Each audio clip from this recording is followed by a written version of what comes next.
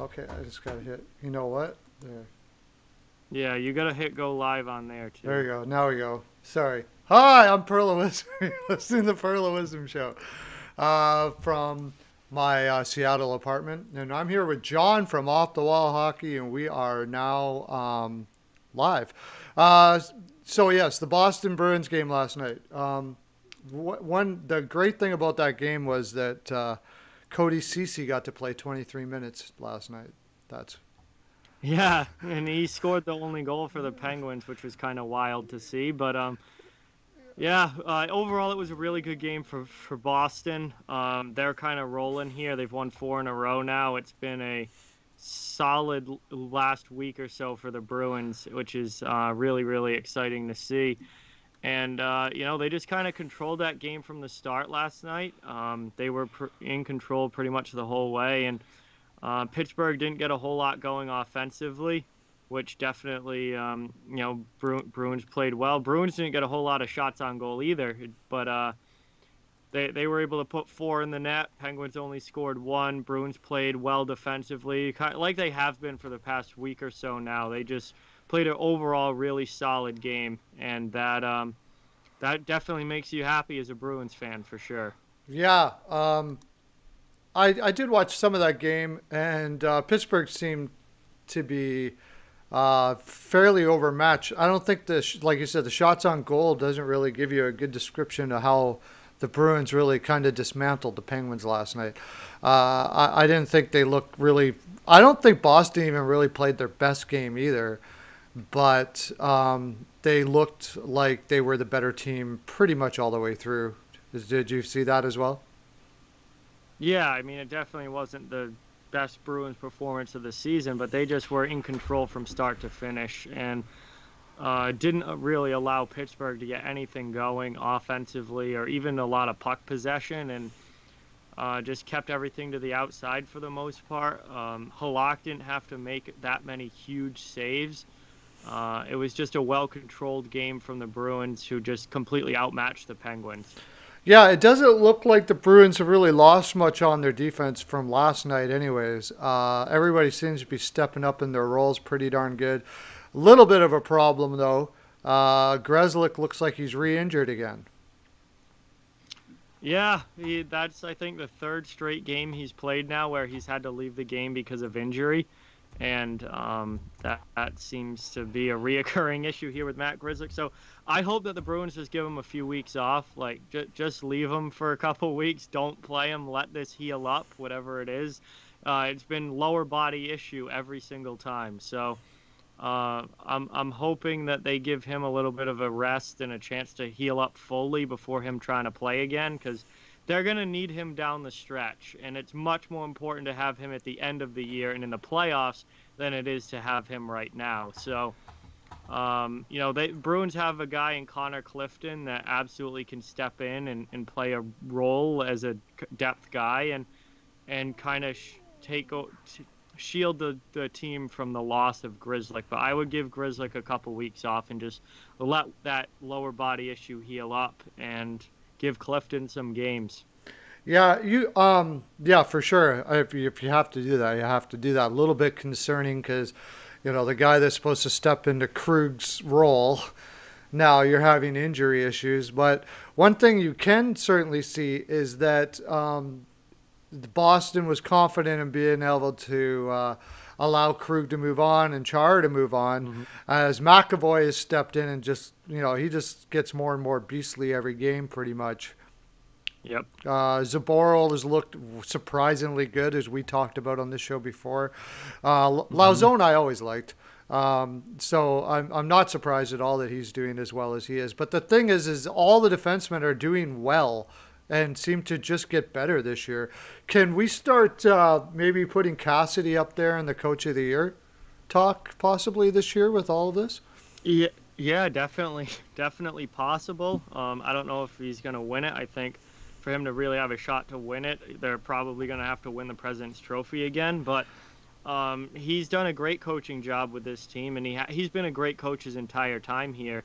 Um, and this year is certainly no different. I think this year might be one of the more difficult seasons that he's had to have here, as far as coaching and and making sure that he's got these young guys ready who are all playing much bigger roles in the lineup now, and he's done a great job. Everyone has stepped in nicely. Everyone's played very well to start the season.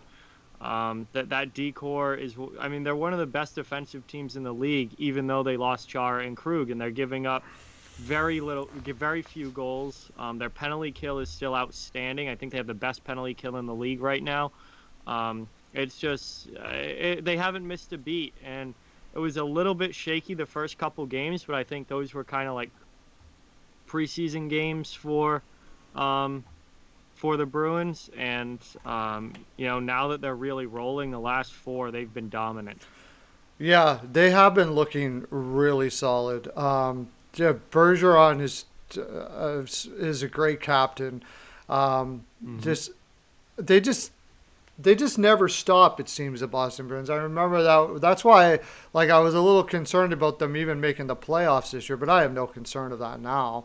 The way they're playing right now, the way they are all just gelling together perfectly, it's pretty it's excellent to watch. Now, the Boston Bruins have really put a premium, it seems, in the past, and maybe even to the point where people have, and me included, actually, have questioned their decisions based on they put a premium on culture.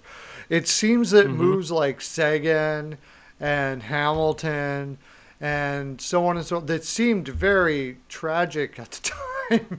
I mean, maybe tragic's a harsh word, but they have put an emphasis on culture up until now, and the poo-pooers or naysayers. I will admit, I was one. Really have to kind of keep quiet now because it seems to be the right way to go for this franchise.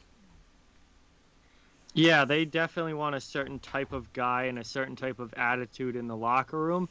And, players that don't fit that, I think are moved on from very, very quickly. And we saw that with Sagan getting traded. We saw that with Dougie Hamilton getting traded. And if you don't fit that mold of what, it used to be Char and Bergeron kind of set the tone for the kind of guys that they wanted in that room. And obviously Char is not there anymore, but Bergeron still is. And I think Bergeron, in a lot of ways, kind of sets the tone for like how you're supposed to act and supposed to be. Yeah. And guys that don't fit into that are moved on from very quickly. And Boston's going to go out and they're going to find guys who do fit into that and put them in the locker room instead. And it's so, I mean, say what you want about it, but the Bruins are a winning team every single year, so it's working, and it certainly hasn't hindered their success in any way so far with that style of approach. Yeah, I think the same thing goes for for drafting for the Boston Bruins as well. They Hmm. draft players that fit that mold, and the talk is like a family orientated, roots type player. They're not big on the partiers and all of those sort of things like that. They put an emphasis on that, and um, it's just like you said. There's an attitude, there's a way of holding yourself, a way of being. And Bergeron certainly, I would imagine, would be the antithesis of that. And you can't really argue with that. I mean, Bergeron is a fantastic role model, no doubt about it, Hmm. no doubt about it. I mean, I don't like you couldn't get probably one of the more perfect role models you're going to find. Yeah, I mean, I don't think it gets any more professional and better as a human being than Patrice Bergeron, and he's just been such a model of consistency for the Bruins, and someone who is just such a spectacular person on and off the ice, and he really sets that tone and leads the way for Boston in that regard, and they want guys who are going to follow that lead and be like him, and if you're not, then they're going to move on from you, and trade you away as we've seen them do, and they're not going to think twice about it. They're just going to keep rolling with that Bergeron-esque attitude. Yeah, and it's working. So you can't really say much about it. It doesn't seem to matter so much how they switch in and out, who they switch in and out of the lineup within reason. But you lose a guy like Krug, and you think there should be a bit of a dip defensively. When we talked about Zaboro growing up into that, we didn't really. I saw him in the AHL. You saw him in the AHL. We weren't really too high on him, but he slipped in Yep. there perfect. And it just they just keep rolling. It doesn't matter. And I have to imagine it's greatly to do with that philosophy that they have there. So I'm going to look into that a little more with, maybe the Buffalo Sabres and a few other teams might want to take a look at that type of whatever it is, whatever tonic they have, because there's a lot of teams out there that I think could use it for sure. As, the Pittsburgh Penguins have been kind of known for that as well, a little bit. However, they have brought in guys that maybe are not that. Like James McCann was never known for that sort of thing, and they brought him in. They more reach out to players that are getting second chances on their lineup, and it's starting to fall apart a little bit. Yeah, we've seen them do that with multiple players. They do kind of like those second chance guys and try and pull more out of them than their previous teams got. I think McCann's definitely an example of that. Mark Jankowski, who they brought in this offseason, is a guy like that who wasn't getting a lot of playing time in Calgary. They did it with Nick Bugstad. Obviously, that didn't work out at all, but they tried it with him. They tried it with Galchenyuk. They do tend to do that. But yeah, Pittsburgh's headed for a rebuild. Everybody knows it. The league knows it. Mm-hmm. It's just the thing with the Penguins is, can they hold on and stay relevant for another year or two? Can they get another couple playoff years out of Letang, Crosby, and Malkin? And they're just trying to stay relevant for another couple years. But they're headed for a rebuild. It's just a matter of when. And I was pretty down on them heading into this season. They've won more games this year they've started better than I was expecting. But they certainly aren't a top team in the league anymore or anything like that. I think Pittsburgh, excuse me, Pittsburgh does have its holes. I think they have some real issues in that roster. That decor is terrible. I don't like that defense at all. Never mind I don't like that. I don't think that defense is great when they're healthy. Never mind now when you've got like three or four regulars out of the lineup. That's devastating to that defense core. They don't have a true starting goalie, in my opinion. Jarry is a good 1B, but he's not a full-time starter. DeSmith was in the AHL last year, so I still would not be surprised if the Pittsburgh Penguins don't make the playoffs this year. I mean, we'll see what happens, but I would not be surprised if they don't make it. And the rebuild is coming. It's just a matter of when with the Penguins. Yeah, I still don't think they're going to make the playoffs. They've had a little I bit. don't They've had a either. little bit of a softer schedule, but that defense, even when they're winning, doesn't look good. I might be a little bit higher on Jari than you. I think Jari can be a number one, but really difficult for a 25-year-old goaltender that's been thrown out there pretty much with no backup uh, to be successful with when you're staring at the back of Cody Ceci and Matheson's and Chusman's and you know it's pretty Yeah. it's a little overwhelming for him to be able to do that to be his best in that predicament. So yeah, I'm with you. I still don't think they're going to make the playoffs. They just had a good start. I would much rather put my money on Vancouver with a bad start than Pittsburgh with a good start with the rosters that they have for sure. Yeah, we'll see what happens with the Pens as far as the playoffs are concerned. I mean, they're going to be competitive for maybe that fourth spot, but I still don't have them getting in. I think somebody's going to knock them out there. Yeah, no, I'm pretty sure of it. So we'll go to the next game, one that I did watch some of, and the Rangers versus the Sabres. They watching the Rangers started to look like what they looked like at the end of the season last year in this game. We saw a glimpse of the magic moving the puck. Panarin looked solid.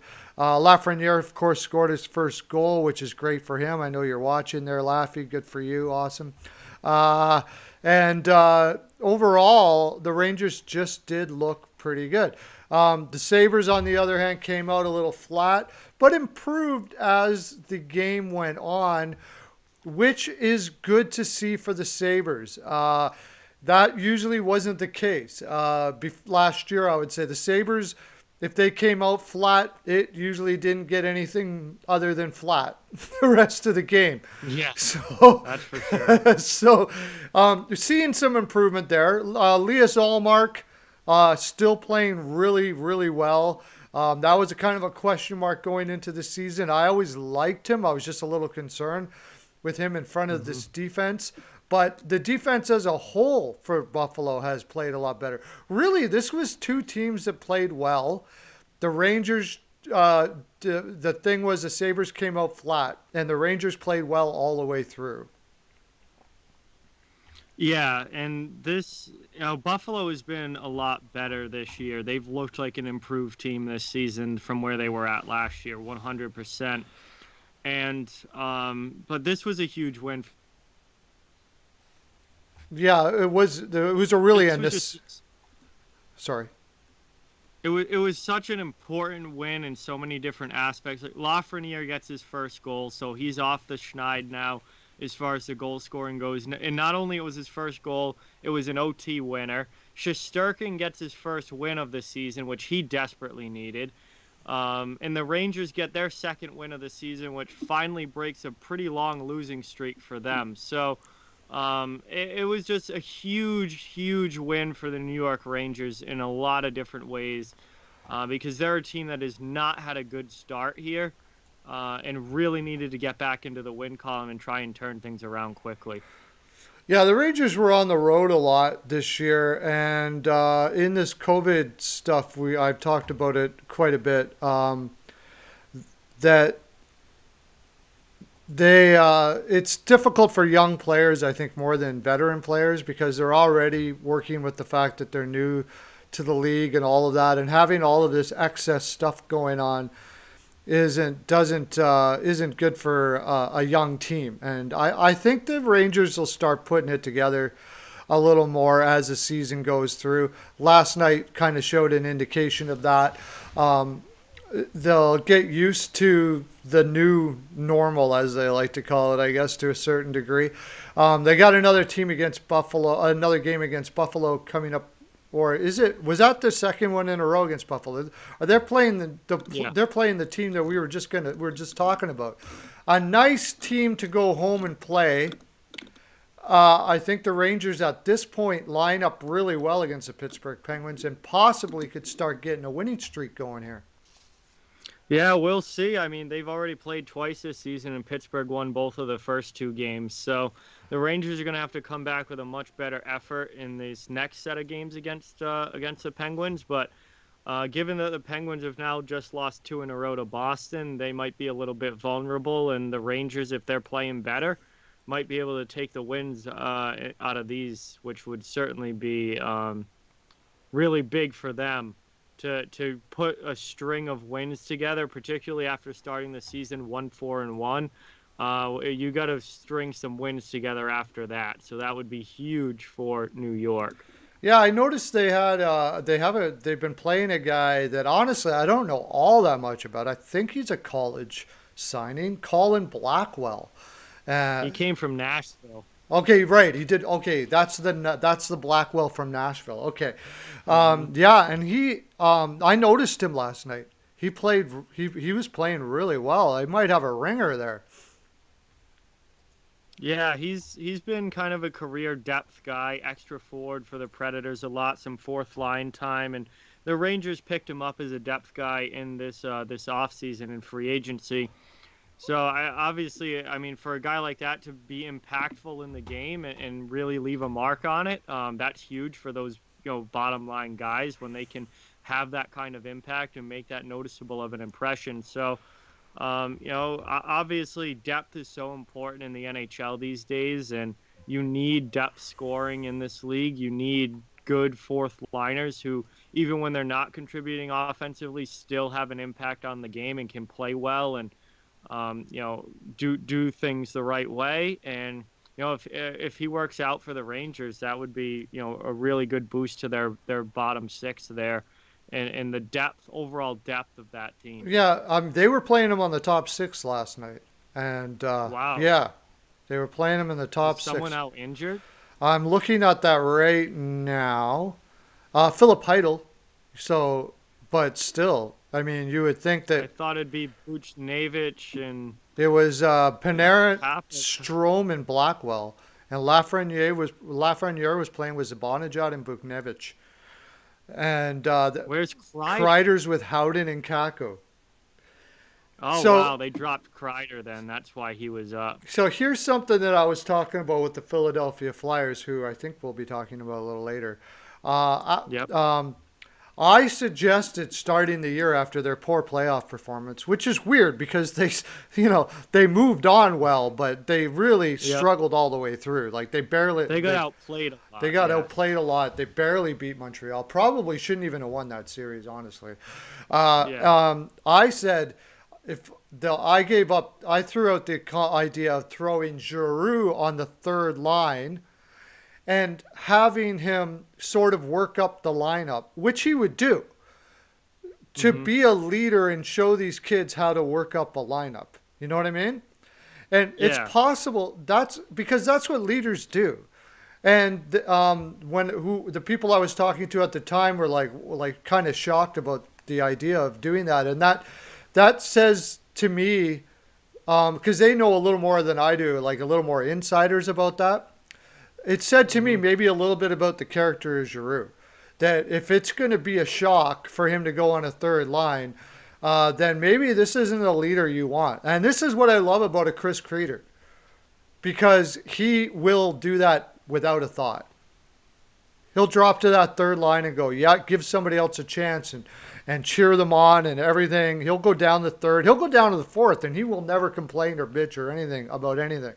He's a great leader.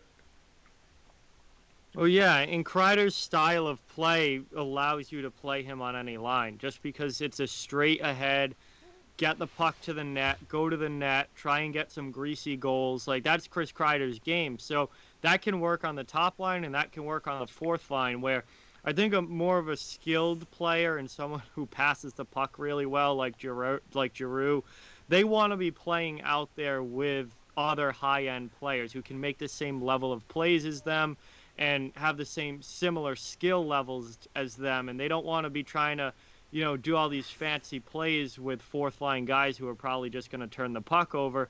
Whereas Kreider's game is much more straight line, in your face, checking along the end wall, going to the net, and anybody can do that. Whether you're a fourth liner who's played one NHL game or you're a first liner who's has 400 career goals, you know that you can go to the net and score goals. Yeah, I mean, Giroux can do it too. I've seen him do it. I mean, he doesn't get enough credit for his grit. He does have a grittiness to him and a compete.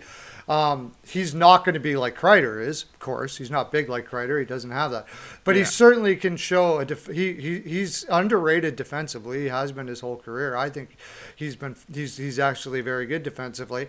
I just think it's about the position and giving guys a chance and being a leader and allowing people to be in their top six to give them confidence and all of that. And I think Philadelphia really needed that. And it might have helped them out quite a bit to do something like that. Um, the whole thing I like about what I mean about Chris Kreider though is even though his game is better suited for a third line role, he can play top 6 minutes easy. He can play. He scores. Oh, Yeah, yeah. He should be in the top six, but he has absolutely. the style. He has a style of game that you can put him down in the lineup and it still works. Yeah. And he doesn't have to necessarily have high skilled players around him for him to be productive. No, that's right. He doesn't. It's a very underrated player still. That a lot of people have said, well, he didn't bring the offense that a lot of people were expecting. Well, I don't know. If you look at his career, for the type of player he is, there's not too many I guys think that. he has. Yeah, exactly. There's not too many guys that play like him that bring any offense, let alone the offense that he's brought in his career. 53 points, 46 points, plus 20 goals, almost a 30 goal score in 2008-19. That's pretty darn good Yeah, numbers for a guy who yeah. plays He's the way he he's does. hit he's hit 28 goals twice. He's had 40 plus points in one, two, three, four, five of his seasons. He's had 50 plus points twice. Like I don't know if people were expecting him to come in and be like a point per game player or something ridiculous like that. But I feel like, well, I mean, I watched Chris Kreider in college at Boston College, and Yeah. I think throughout his NHL career, he's been pretty much exactly what I expected from Chris Kreider. Yep. Consistent 20 plus goal scorer, 40 to 50 point guy, Yep. and brings some physicality and a lot of leadership.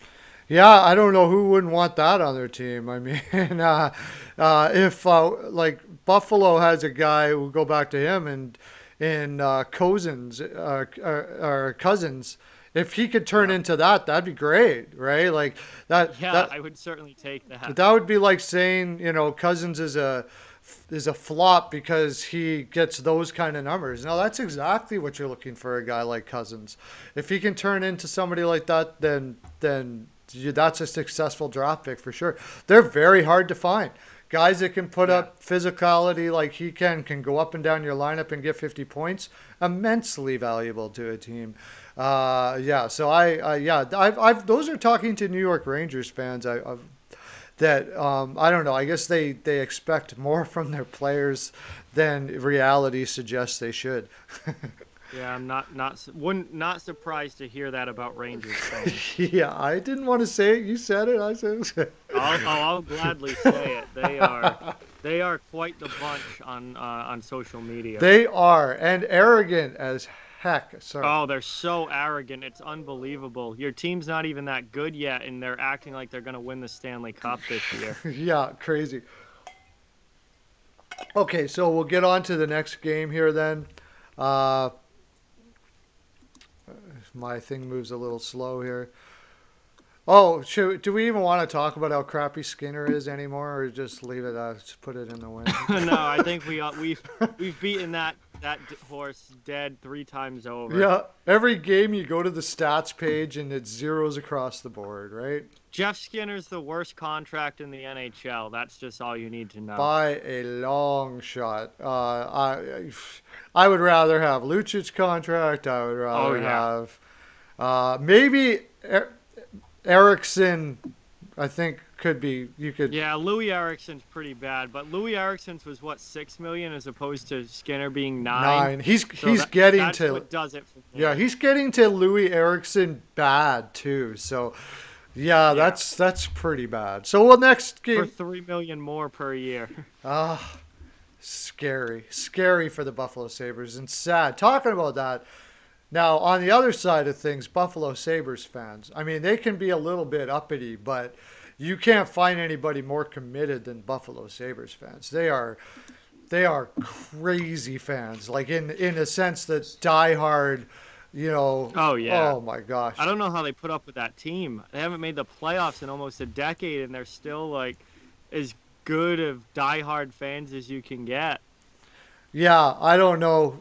I don't like, well, they don't in a lot of ways. I mean, if you listen to some of the talk shows out there, you get a Buffalo Sabres fan out there, they'll be screaming almost with tears in their Yeah, eyes. but they still watch. Oh, They yeah. still watch. They still support the Oh, team. They yeah. still buy jerseys. Like most other teams, if they were that bad for that long, Yeah. they would have no fans left. Like look what happened in the mid 2000s when Chicago wasn't good. Yep.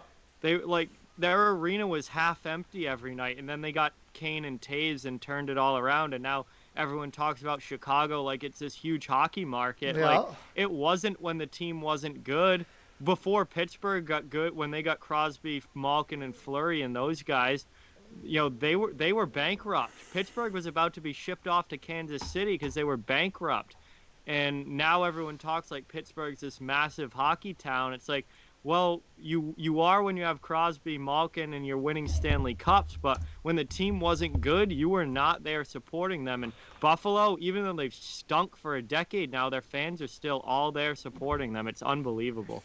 Yeah, I agree. I don't know why I noticed on my phone that the chat's not coming up here, but um, yeah, it's like even Canadian teams.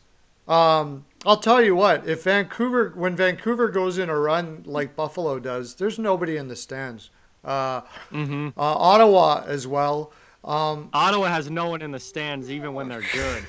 Yeah, because they haven't. Yeah, well, I don't even want to know why because I can't really put an answer as to why that is, to tell you the They honest truth. they were in the conference finals in 2017 and they couldn't sell out their home arena.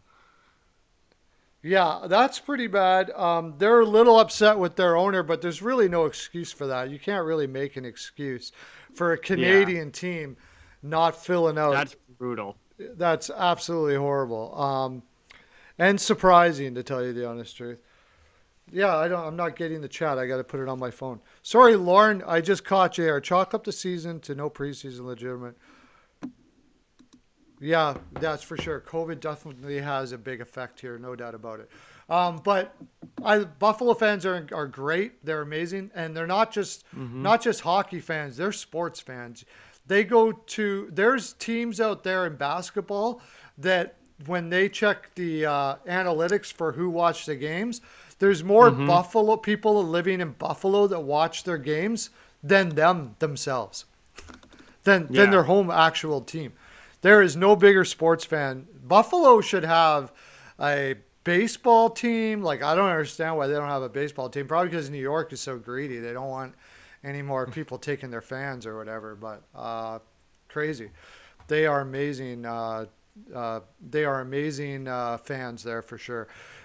Yeah. Philadelphia Flyers versus the New Jersey Devils, and basically the Philadelphia Flyers happened to win that game.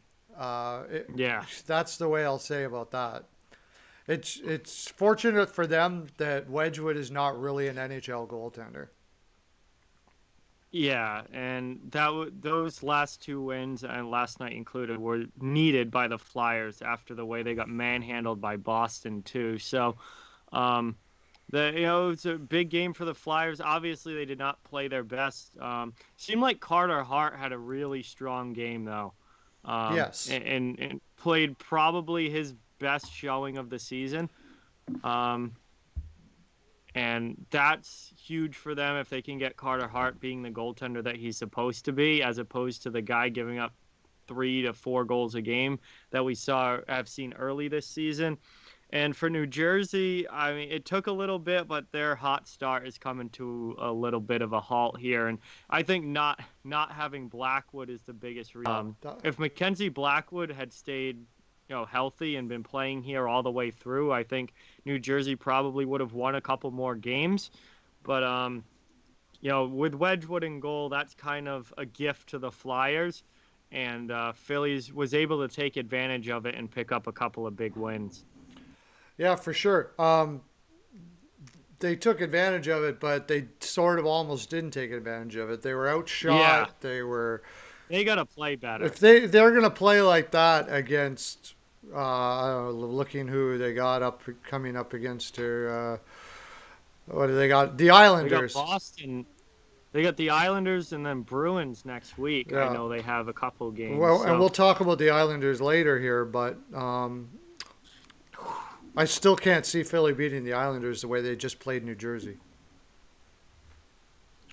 yeah, we'll have to see how that goes because the Islanders aren't exactly playing great hockey right now either. So Right, but at that'll least they that'll have a be an goaltender. interesting, Yeah, it will be interesting interesting. series. This is it's kind of a series for both teams to say that we're playoff team or not really. Like Hmm. it's time for both of those teams to look at themselves and see and say what are we here. I Yeah, would say even more for Philadelphia to tell you the honest truth. You can't be leaning on Carter Hart like that over and over and over again. And the same can be said for the Islanders, I suppose. Varlamov didn't have his best night last night, and we'll get into that. You can't. Sometimes you got to be able to win when your goaltender's not having a great night. Um, Carter Hart, smacking his stick against the post, which the game before this one, I think that's what it hmm, was. You never see Carter Hart do yep, something like that. And I don't think he did that. I don't know. I heard some talk, and I honestly never heard the chatter that he did mention that his defense played poorly in front of him as well, which for Carter Hart, even a sliver of a mention of that is is a wake up call for your defense because he's just not a guy that talks bad about anybody else. His only judgment is ever on himself, right? So Hmm. wake up. This is a young kid. Yeah, he's got a huge career in front of him. You have an opportunity to have this goaltender that Philadelphia has been searching for a long time. And now Hmm. you're going to start playing like boneheads in the defensive zone? Like, Yeah, yeah, and I'm sure Hart was pretty frustrated with how his the beginning of the season had been going for him and for the team, and they were giving up a lot of goals. But he kind of had a Ron Hextall moment there, taking it out on the post. But for him to come back in this game and play so well, I mean, that maybe maybe that helped. Maybe him getting angry like that helped, and he played a lot better in this game, and he looked like what Carter Hart is supposed to look like. yeah. Oh, yeah, for sure. I mean, yeah, I don't think anybody's worried about whether Carter Hart's going to come back or not. Like, not at Yeah. all. We are worried though about whether Philadelphia is going to be able to put a defense together to play well enough in front of them. Um, we were talking before we got started here. Steele was going to come on, but it turned out he couldn't. Uh, Prosser came in, and somebody on the well-known guys in Philadelphia said Prosser the savior. Well, if Prosser's your savior, you're in trouble. Yeah, that's. I mean, sure, he's a fine depth player who can probably be a number 7 if you need him to, Yeah. but he's not a guy you want in your lineup every night. He's a journeyman defenseman who spent the past couple of years down in the AHL. So obviously, he got a goal for the Flyers last night, and it was good to see him jump into the lineup and do pretty well. But you don't want to be relying on Nate Prosser to save your team, that's for sure. Absolutely not. And Gustafson, I like to see, only played 13 minutes last night, which is way should be where he should be doing. Yeah, there Gustafson should not be in the defensive zone on a draw on purpose. Oh God, no. On purpose. God, no. He should play the power play, maybe, and offensive zone draws, and that is it for And I Gustafson. think that's kind of what they did last night. That's pretty much what they did. But still, the team didn't play well, and they just happened to win because New Jersey. If New Jersey has Blackwood in there, I bet they win that game probably all day. Yeah, and that's why I think New Jersey would have a better record than what they have right now if Blackwood was not on the COVID list and was able to be their starting goaltender like he was supposed to be. Because, man, New Jersey's played well. It's just these last couple games, I think the hot starts kind of cooled off a bit, and then having Wedgwood in just isn't the same level of goaltender as Mackenzie Blackwood. Yeah, Kevin said, I hope you haven't talked Isles. We have talked Isles a bit, but we haven't talked about the game yet, Kevin. I know you're a huge Islanders fan. We'll be getting to it right away. Yeah, once they get him back, this New Jersey team, I can't remember who it is. There was a couple guys that said, watch out for New Jersey this year. And I thought maybe they would be better, certainly better than last year because I really loved Lindy Ruff. But Yep. this New Jersey team's record, considering everything that's happened. You got to remember, no Heischer so far. They did get Bratt back last night, and they had Yep. Vatanen who hasn't even played yet. So I mean, this could be a scary team. Everybody gets back, and we were talking about Coach of the Year for Cassidy. Maybe Lindy comes in and comes back with the vengeance and gets himself a Coach of the Year right out of the gate. Well, if they make the playoffs, I think he would definitely be the top candidate for coach of the year if New Jersey somehow makes the playoffs. Oh, Yes, absolutely. shoe in for sure. I don't think anybody's beaten that this year, No. unless somebody like Detroit happened to make it or something. Yeah, I don't think that's going to happen given the way that they've looked. No, that's for sure. All right, now we got let's hey, Evan. Evans, E Money's here. E Money. I don't know if you ever know any E Money. E Money does a podcast, most sports, but he does. He's a Washington Capitals fan. It's called On the Money by E Money, and it's great, especially when he goes off. Nice. When he goes off, Yep. his rants are freaking epic, dude. They are amazing. I love it. Him and I used to do podcasts back in the day when we had a podcast app that's no longer there anymore. It's called Something Takes or something like that. And every once in a while, I'll do one with him too. But Islanders versus Capitals. What happened there now? I don't even know where to begin with this game. I mean, Jesus, if you're the New York Islanders here, this is as brutal of a loss as you could get. Like, you have a 3-0 lead early in the game. All came in the first period, I believe. Yeah, so 3-0 lead in the first period. At the end of one, you're up 3-0, and you give up 6 unanswered goals. The Islanders usually don't. It usually takes the Islanders 3 games to give up 6 goals in Yeah, general, and they give up 6 goals in the last 2 periods of this game, and don't even get one back. Just 6 straight in their net. I mean that. I'm.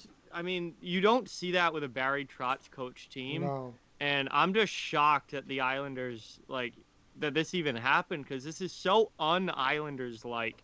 And for Washington, this team is rolling right now. Like Yep.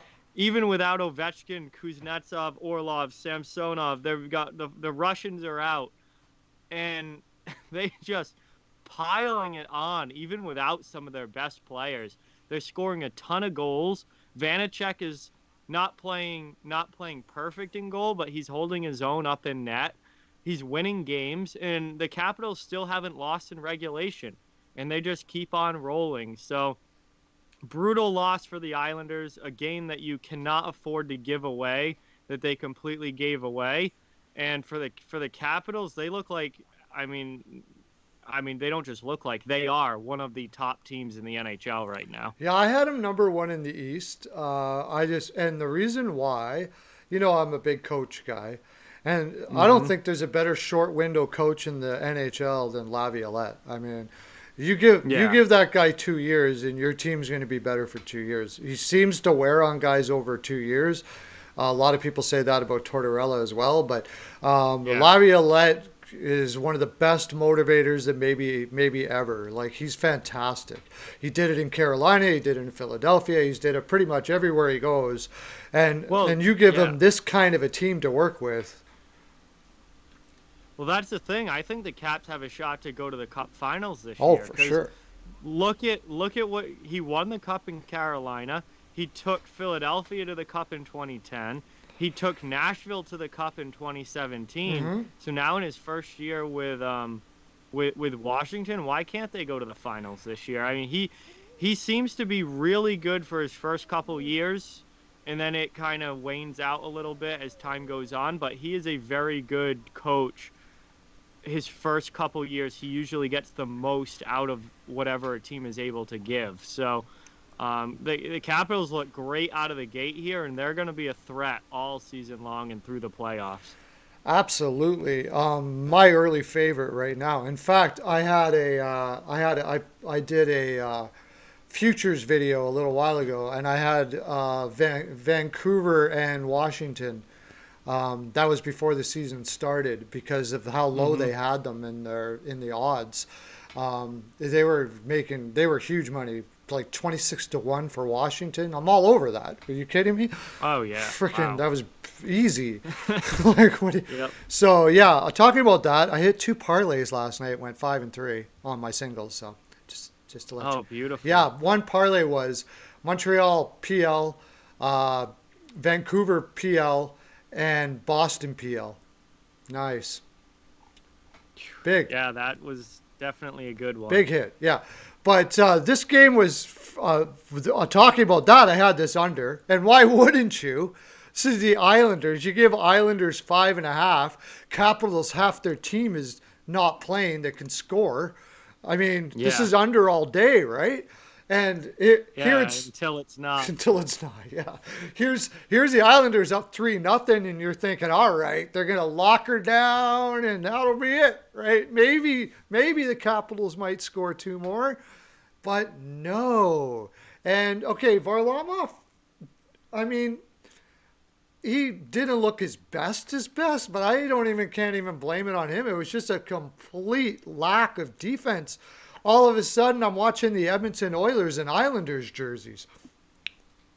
Yeah, and you don't say that very often. I mean, the Islanders are usually the epitome of what great defensive structured hockey looks like. And for whatever reason, last night it just kind of it wasn't the Islanders' night. And after that first period, they just once they got that first goal, the Caps got that first goal back, the dam just kind of broke, and that was it. And they just poured it on, and the Isles couldn't do anything to stop it. And that ends up Islanders end up losing now both of those games against Washington and drop below 500 on the season, which not a great position to be in there for the Isles now in a such a difficult and contested division that they're in. Yeah, for sure.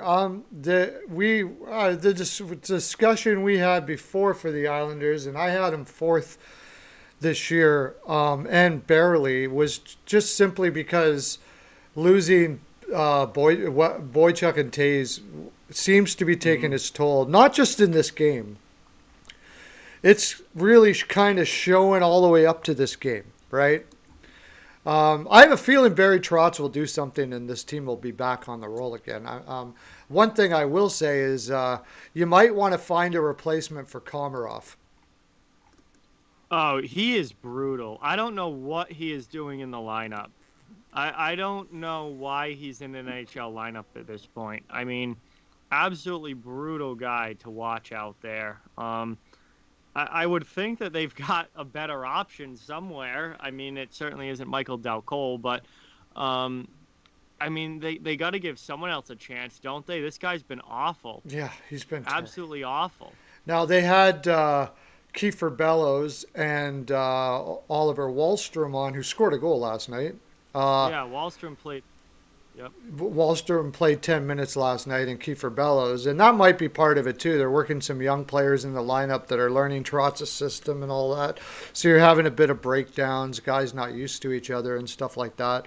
But from what I watched last night, I agree with you. There's got to be somebody out there better than Komarov to throw in that lineup because it just does. Even Ross Johnston, honestly, I'd much rather have Ross Johnston than Komarov in that lineup. I'd much rather have Johnston. yeah, for sure. And I don't know if he was a healthy scratch last night, Barry. I know you're watching. Probably don't do that again. Komarov's got to come out. That's the way it Yeah, is. So he's now you know. he's cooked. He, Komarov's cooked at the NHL level. yeah, he's terrible. So yeah, well, for Washington, Connor Sheary comes up with a big 2-goal game in 9 minutes. Yep. He has a tendency to do that every once in a while, doesn't he? He's streaky, and that's how he's always been throughout his career. Is he's streaky, and when he gets hot, he can put the puck in the net, and when he gets cold, he goes a long time without scoring. So obviously, the Capitals have needed some of these other guys, these depth guys, to step up into the lineup because they have so many guys out. But they've been up to the task so far, and they still, they've lost a couple of shootouts and OT games, but they haven't lost in regulation yet. And it seems like no matter who they throw in there, they're able to get something out of them. And Sherry was the guy last night that stepped up and scored those goals, and had a really, really good game for the Caps. Oh yeah, he only played 9 minutes, and I think that's kind of the trick for Sherry because he's a smaller guy. And you don't see those guys too often that you don't want to play them big minutes and you don't want to play them every game. If you keep their minutes down and let their body be in full physical ability every time they play, then they can pot a couple for you. And I think that's why Sheary's fairly inconsistently consistent. If he has to play too much, he just gets too tired. He just Mm-hmm. he's too he's a gamer for his size. Like you got to give him credit for that. He can play in the NHL at that size and be able to do what he can do. But I mean, you don't want to be playing the guy like you did in Buffalo, where you're playing him every game, and wondering why he's not scoring anymore. He wakes up in the morning and he's in pain playing every day. Yeah, and Buffalo saw what he did in Pittsburgh and thought that he was going to be a top six guy for them. And, he's not a guy that you want playing 17 minutes a night. He's not going to play a big role in the lineup. Connor Sherry is better as a depth guy who you can throw in there and get a couple quick goals out of, but you only want him playing 9, 10 minutes. And he's not a guy that you want playing top 6 minutes at all. Yeah, and a guy like and Laviolette, he's a guy that can recognize that really quick. He's a great coach that way. He Hmm. knows that's what's so great about Laviolette is he identifies the strengths of his players and celebrates those strengths and allows them to play to the best of their abilities that they have. I don't know why he. I think what happens with Laviolette, I'll go off on that a little bit, is like a guy like remember Ron Wilson. He Yep. was like that too, right? He was good for 2 years, and Yeah. then even more so. Like when he went out, man. They were kicking him out. Like Yeah. when things start going wrong for guys like them, they don't handle it well. Ron Whistle was horrible. He'd start blaming everybody but himself. I don't now you don't hear that with Lavi out loud, but it seems like when things don't go Lavi's way, they really fall off quick. And hopefully he can have that turn around here, but he may not have to because this Washington lineup isn't going to see too many downturns, I don't think. So it's a perfect marriage, I would say. Yeah, and he's definitely a guy that if you're a Washington fan, don't worry because you've still got this is only his first year, so you've got a couple years of good Laviolette before you have to worry about things going downhill. And by the time things start going downhill, Washington's roster is probably going to be headed towards the rebuild, retooling area anyway, as Backstrom, Ovechkin, Carlson, all these guys get older. They're going to be, again, like I said, Washington is a couple years better than Pittsburgh, but in a couple years they're going to be where Pittsburgh is at as far as the decline goes and the headed towards a rebuild. So you got Laviolette here for these next couple of years. Go out there, win a second cup, get another one for Ovechkin, because once those guys get into their, mid, well, Ovechkin's already in his mid 30s, but mid and upper 30s for those guys, you're going to be in the same position as Pittsburgh is right now, where it's going to be headed towards rebuild city. So you've got a veteran roster. You've got Oshie, who's in his 30s. You've got Backstrom. You've got Ovechkin. You've got, Kuznetsov's still fairly young, but he's not, young anymore. Um, Eller isn't young anymore. Carlson's 30 on the back end. So it's like now's your time to win. If you're the Washington Capitals, now is your time to win. Go out there, get a cup. Um, and then you'll be in rebuild time eventually, but Laviolette's time will probably be coming to an end at that point as well. Yeah, I think about 2 years. You have guys with value. It could be more if you wanted to, but they will in 2 years. Carlson will probably still have value. Uh, Orloff will probably have value, and you can start trading these guys out for picks and do the rebuild. Uh, Fortunately for them, they have been hitting not too bad on us with some young guys here with McMichael and stuff like that, and Jacob Verana will be their leader probably in the next little while. But yeah, they're really hopefully for them they can grab some first round picks now and kind of have a base like Chicago did. So Yep. it's not a terrible like 10 year. Yeah, you don't want a Detroit style rebuild, but you No, want no. you want a little bit. They're gonna need a retool at some point in the next few years, as Ovechkin and Oshie and Backstrom get older. They're gonna need to retool. Yeah, absolutely. And, the funny thing is, we were talking about the Islanders. They're looking like not too far away from that either, except they have Barzal to keep on rolling around. Their roster itself, I'm not all that impressed with. They're just very lucky that they have Barry Trotz in the system that's there because really the roster on paper never should be doing as well as they are. Yeah, I mean they have good players, but I think it's the fact that they all buy in and play that system so well is what makes the Islanders successful. I mean, they when you look at their top six, like they have good players, but they're not. Other than Barzal, who's definitely a superstar in the making, they don't have the elite high end players that some other teams around the league do. Like Eberle Yeah. is a good, solid player, but he's not a superstar. You could say the same thing about Anders Lee and Josh Bailey. Hmm. Like they're good players, but they're not superstar players. No. And Brock Nelson is like a solid second line center, but Yep. he's not an elite second line center. No. So it's more about the system there and just everyone playing their role. And when they do that well, like they did in the playoffs last year, you can see that this team is really, really good when they're rolling. But at the same time, when things go off track a little bit, um, it can go really off track for the Islanders, which was actually happening at the end of the regular season last year Yep. before everything got shut down. They had lost like 7 games in a row heading into the stoppage there, and it's a thing with them when they're on, they're on, but when they're off, they're really off. And that's really what it comes down to because the roster shouldn't be making the playoffs. I remember last year, before last year, I said if Barry Trotz gets this team in the playoffs, he should get Coach of the Year. And then Tortorella went off and did what he did with all the injuries in Columbus and the loss of Panarin and Hmm. all that kind of stuff like that.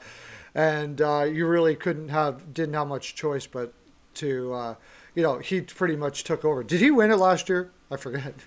It was Trotz that won it last, or Tortorella that won it, right? No, I don't think I, so, because he was my pick, but I don't think he won it. that's right. I lost my mind. Whoever won it. That tells you how wrong it was that Tortorella didn't get it because I don't even remember who did. I'll look it up right now, because Anyways, yeah, now I'm you could wondering. kind of say the same thing now. Also, Varlamov in Colorado, his whole career has never been a goaltender with a lot of stamina. You Hmm. can't play him to death. Yeah. And now that you got the Sorokin kid who everybody put so highly, but it's been kind of right out the gates, right? We don't know yet. I didn't think he looked bad Yeah. when in his one loss there. The other one, it was just not fair. You know, Varlamov gets a puck in the throat, and then you're thrown out there cold for your first ever NHL game. My gosh, I don't even know. Oh, Bruce won it last year. Cassidy. Oh yeah, Bruce won it. Cassidy won it, right? I didn't understand that at all. I mean, listen, Bruce is a great coach and I love him, but look that roster. I mean, That's right. like it doesn't take a spectacular coach to win with that roster. Yeah, why did I forget that? Because I remember I was ticked when Bruce won. I'm a Bruins fan and I forgot it. I mean, Yeah, that's how much I thought Tortorella should have won it last year. exactly. That's amazing that you forgot that. And then I just kind of put it out of my mind too, because in my mind, Tortorella won last year. And I did a video on this, and I said the only reason why Tortorella won is because he pisses off the media. That's the only reason why he won. He doesn't cater to the media. And I'm not saying Cassidy's a bad guy because he's not like Tortorella. Not at all. I mean, Cassidy's a fantastic coach. He definitely deserves Coach of the Year somewhere along the line, but not last year. No way. I mean that roster was loaded last season, so it seems like they just give it to the President's Trophy winning coach so much. Where I think if you win the President's Trophy, there's a good chance that it's not because of the coaching, it's because the roster is just loaded. And I'd much rather see coaches get it who take teams that weren't expected to do well and defy expectations. And I mean, I thought that's what Tortorella did last year with Columbus. That team was destroyed with injuries. They lost key players in Duchesne and Dzingel and Bobrovsky. obviously Panarin and Bobrovsky, and they still ended up being a playoff team last year. So I thought it was Torts, but so many times the President's Trophy winning coach gets it. Yeah, but I mean, if you're going to give it to Cassidy that year, why not give it to Cooper the year that Tampa Bay destroyed everybody? Yeah. So yeah, it's weird. It's weird. Maybe because Boston is in a better that division was tough or whatever. Like I said, I don't want to take a shine off Cass because he's a fantastic coach, and somewhere along the line he should get at least one Coach of the Year. But I just don't think last year should have been the year. This year would be more of the year to give it to Cassidy with Krug being gone and putting a new young defense together with guys like Zaboral and all that stuff like that. That would be Oh more yeah. likely be the case. But anyways, we should probably move on to our other games. But that one was there's a lot to talk about with that team, and man, Washington is going to be something to watch for the rest of the year if they're flying like that. Um, so we'll go to kind of a groaner game, but and so, well, we kind of segued into it because we talked about Tampa Bay, uh, the Hurricanes versus the Lightning, 1-0 affair. Who saw that coming? Not me, that's for sure. How many times did the Tampa Bay Lightning get shut out? That almost never happens. Yeah, Um, exactly. And I watched that game. And this is a thing with Carolina. Talk about great coaches. Brindamore is a great coach, but I'm starting to get to I'm starting not to think that he's not a good coach. I'm starting to wonder when the Hurricanes are going to be consistent in this type of game they played last night, because it seems to be what Brindamore wants to play. And it's very mhm. Islanders esque. It's very Trotz like system where they're just all over you in the neutral zone, right? And when the Hurricanes play like that, they win games like this. Mhm. And Tampa Bay has a very difficult time against those teams. That's the reason why they have such a difficult time with the Columbus Blue With Jackets. Columbus. They Yep. just can't seem to get their mind wrapped around this neutral zone all over you type game. They want to flow and they can't seem to adjust to it at all. And the Hurricanes did very well to do that. Vasilevsky last night was freaking insane, dude. Yeah, I didn't get a chance to see any of this game, but it seems like when Carolina plays defensively, Carolina plays their best. It's almost like sometimes they almost want to run and gun it because they have so much offensive talent there and so much young talent there. But when Carolina is playing Carolina hockey and playing their best hockey, it's when they play a defensive first game. And that decor, as we know, is absolutely loaded top to bottom. They're very, very, very strong um, throughout their entire lineup, and they can play shutdown defensive hockey, and they have good defensive forwards there as well. I mean, I think Sebastian Aho is going to win a Selke Trophy at some point. Yep. He's a tremendously good two-way center, and they have some other guys as well that are really solid defensively. And when Carolina plays this way, they're going to win a lot of games. When they try and play run and gun offensive hockey, they'll win some games because they do have talent there, but that's not the best style of play for them. They want to play. They should try to be the Islanders more than they should try to be the Edmonton Oilers, and that's going to be more successful for the Carolina Hurricanes. I'll go as far as to say that every team should try to be the Islanders, not the Edmonton Oilers. Jesper Foss, Jacob Slavin, Tuvo Teravainen out for Carolina. That might have Yep, missing that guys. because of the COVID situation. That might have been propelling them to play more like Brindamore wants them to play when you don't have your top scorers and playmakers like that out of your game, a team probably psychologically feels like more compelled to play like that. Um, what what's his name? The hockey guy there. I'll call him the hockey guy. NHL Hockey News Reports brought up who scored the goal last night for Carolina. Martin Nietzsche, and we have gloated over him, have we not? Yeah, big fan of Marty Nietzsche. I think he's going to be a guy that's a big part of the future for the Carolina team. And I believe that was his first goal of the season last night. So Carolina hasn't played a ton of games.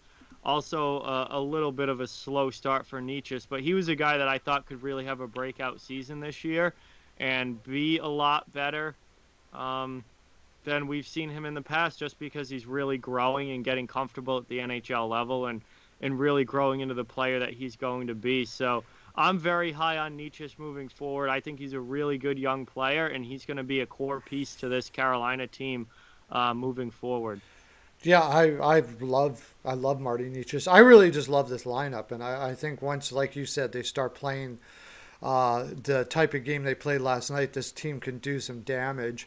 Not too often you hear the words Peter Mrazek gets a shutout. Yeah, no, that was obviously a good goaltending performance from him, and they're going to need that. If they're going to go anywhere, particularly in the playoffs, they're going to need to get good goaltending. So whether it's Mrazek or Reimer that steps up, it's going to be important that somebody does in net for them. And last night, Jake Gardner played more minutes than Brady Shea. Wow, that's a little surprising, but I've never been a big Jake Gardner guy, but I mean, if he's playing that well, then you put him out there. I think, that's something that Brendan Moore is very good at. Brendan Moore doesn't really care about who's supposed to be the top pair guy and who's supposed to be the bottom pair guy or who's the first line and who's the fourth line. He plays whoever is playing well. Yep. And he'll swap those lines like you'd think it on paper it might be the fourth line, but if they play well, then they're going to play more than what you thought was the third line. Yep. And he's very good about that and just riding the hot hand, and whoever's playing the best is going to play. Yeah, I love him for that. I mean, and that's what the players that were players tend to do that quite a bit. Mm-hmm. You see, like coaches, sorry, that were players at one time, Yep. and are good coaches, tend to do that sort of thing. Craig Berube, Talkett does that in Arizona all the time. Also because he doesn't have a choice with that roster. But you're Yeah. not going to just keep on rolling guys because of their name there in Arizona. But Brindamore might be maybe the most out of any coach right now in the NHL. Does that a lot. Warren Fogle has got so much ice time because of that. When Warren Fogel's flying, he plays. He'll play right up on the Yep. top line. You'll see him do that with him all the time. Jordan Stahl isn't what he used to be. Okay, you're not going to play what you used to be. I've seen Jordan Stahl Yep. on the fourth line with his team, and he makes no apologies for it. And I'll go back to the way I said about Giroux on the third line with Philadelphia. That's what I like about Rod Brindamore. It's not a Mm-hmm. demotion either. People have asked him, like, "Oh, I saw Jordan Stahl was on the fourth line today." I've heard him in interviews after the game, and he'll say, "Yeah, Jordan's on the fourth line, did a fantastic job, played that role well." That's what he says. He doesn't say, "Yeah, it's a bit of a demotion." There's Mm-hmm. no such thing as a demotion to Brindamore. You got a role. This is your role tonight. Play that role tonight. That's it. Yep. And I love him. I love him for that. I really think Carolina's got cups in their future with this roster, with that coach. If Mrazek can play like last night, which we haven't seen him do ever in his career, on a regular basis, that is, then yeah, I Mm-hmm. mean, Carolina's looking like a cup team, possibly even this year. Yeah, I think it's really just going to come down to consistency throughout their lineup, and especially consistency in net. We haven't seen Peter Mrazek be that level of goaltender on a regular basis over a long period of time. He's gone through spurts where he's been extremely good and gotten very, very hot, but he's never been able to really sustain it long term. So consistency is definitely going to be something for this Carolina team that they're going to have to try and hone in on and figure out. Um, but if they do that, they absolutely have Stanley Cup potential because the talent is there, the coach is there. I think the attitude with that team is there. It's just about consistently playing at a high level every single night, playing the style of game that you want to play every single night, and then getting the goaltending that you need to go that deep into the playoffs and possibly win a cup, which remains to be a big question with this Hurricanes team. Yes, absolutely. I got some talk about some previous game. The previous game is said Dobson is looking good for the Islanders. Absolutely, he has been Yeah. a standout. I did not think he was going to be like this good. It's sort of like when we talk about New Jersey, we talk about Ty Smith. Dobson for the huge for the Islanders. Um, and yeah, everything you said about the Hurricanes, I'm totally on line with. So we'll go to the next game then. Panthers versus the Blue Jackets. Uh, Yep. the drama is starting to subside a little bit in Blue Jacket Town. with everything that goes on with Dubois, and we've beaten that over the head probably enough. Yeah. But Yeah. Roslovic was in last night, and that's something to talk about. I watched the game. He wasn't noticeable yet, but I mean it's his first game. He's just getting his feet wet in this lineup. But the Panthers went out, or Blue Jackets went out, and did what the Blue Jackets did and played the Blue Jackets game pretty Yep. much. Merzlikins played well. I think the biggest story of last night is what Drigger's doing there for Florida. Yeah. I mean, he's played well to start this season without a doubt, and better than Bobrovsky, which again, that contract is looking worse and worse as time goes on. But if they can get solid goaltending out of Drieger, then obviously that's good. And then you hope that Bobrovsky comes around and starts to look like Sergei Bobrovsky is supposed to. And for Columbus, it was another Columbus Blue Jackets game. I think they're finally done with all that drama that was going on. Yep. Dubois is gone now. It's done and over with. And Columbus is getting back to being Columbus, which is going to be a tight checking defensive game, tough to play against, low scoring, not going to give you a lot of great opportunities, and they're going to try and win games 2-1 or 3-2. And that's what they were able to do with a shootout win last night. So things could be headed in the right direction now in Blue Jackets land. For sure. It doesn't surprise me. I mean, it's John Tortorella to me is one of the most polarizing figures ever in the game. He does things way off what anybody Hmm. would expect. But if you stick with the guy, he just seems to turn it all into good. That's just what I like to say about Tortorella. It's almost like he creates controversy and things through the regular season to keep players interested too. I almost think he went out in the media like that to Hmm. create something in the season for them to overcome.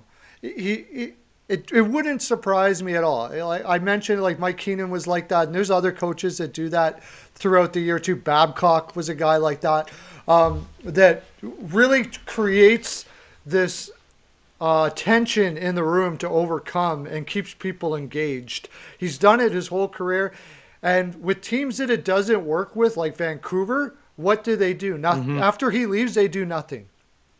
You know what I mean? Yep. He did. Remember, Yeah. remember when Vancouver, when he created that big, he just went off that one game, and the media was all over it. He lost his mind, and then he lost the room with the Sedins in, and then Vancouver never was good after that. They brought AV, and it went all downhill. So he was kind of saying, "Look, if you can't get over this type of stuff, you're not going to make it." And that's what I kind of get from him. It's weird, no doubt about it, but it seems to work. A few things I want to mention about this Columbus Blue Jackets team. I want to give a shout out to Mr. Del Zotto. I know you're watching. You have turned your career around here, buddy. You landed in a good spot. I've watched him a couple times now, and he's starting to get his minutes increased and has played really well for the Columbus Blue Jackets so far. And I think he likes playing for John Tortorella. I think he's one of those guys that is a Torts guy because he started his career with the Rangers when Tortorella was the coach of the Rangers. So I feel like, again, Tortorella is a polarizing guy, and people either love him or hate him. And there are certainly players out there who would not want anything to do with playing for John Tortorella. But at the same time, there are players out there who absolutely love playing for John Tortorella. And I think Michael Del Zotto is probably one of those guys that really does enjoy playing for Torts and likes that style. And, he started his career with that, and he's back under another Tortorella-led team here in Columbus. And he was in on a PTO, and he was able to earn a contract in training camp, and now he's making the most of it and playing pretty darn well here for Columbus in the early part of this season. He seems to be a guy that just needs a kick in the butt, and Hmm. Tortorella is going to give you that. I mean, after Absolutely. he left New York, he went to Philly, I believe, Anaheim. He was in Anaheim for a while. Yep. Uh, there's more Tampa Bay. No, it wasn't Tampa. I don't know. There's a couple teams that he kind of floated around and just never. I think he went to Anaheim twice, actually, if I remember correctly, um, and never really could find his footing. He was sort of in and out. So he says, "Okay, maybe I do need a butt kicking. Maybe he didn't like playing with Tortorella, but realized that he actually needed that, and goes back to Columbus or goes to Columbus, and Tortorella is getting the best out of him, or at least he's getting the best out of himself in Tortorella's system for sure. Um, Hmm. I was really impressed. I wanted to bring that up. Like he consistently seeing him play one good game is nothing. I mean, I've seen Del Zotto play good games lots, but this Yeah. is now consistently playing a good game. Consistency for Del Zotto has not been his mantra throughout his career. So it's really interesting to see that for sure. Yeah, and he's played for a lot of different teams. I mean, he went from New York. He had a touch with Nashville after a trade deadline deal. Nashville, right? Yeah, Um, he's played for Philadelphia. He's played for Vancouver. He's played for Vancouver. Anaheim. He played for St. He had a few games with St. Louis Yeah. for a short Okay. time. Yeah. So he's been around and he's kind of been a journeyman. But again, he Tortorella coached Rangers team at the beginning of his career, and now getting his career back on track with a Tortorella coached Columbus team. Yeah, and well, so we'll go over to Florida. Florida played well yesterday. Like you said, Hmm. Columbus. Actually, Tortorella came out in the media afterwards and said, I didn't like our game. I thought we played poorly. Uh, Well, they got another one tonight, so they can try again. yeah, he goes, we won, and that's good. We'll take the points, but we're not going to win against this team. And this is what he said: we're not going to win against this team playing like that again all the time. And that is saying a lot because this Florida team is scaring people. Yeah, Florida season. Last night was their first time losing this year. They still haven't lost in regulation.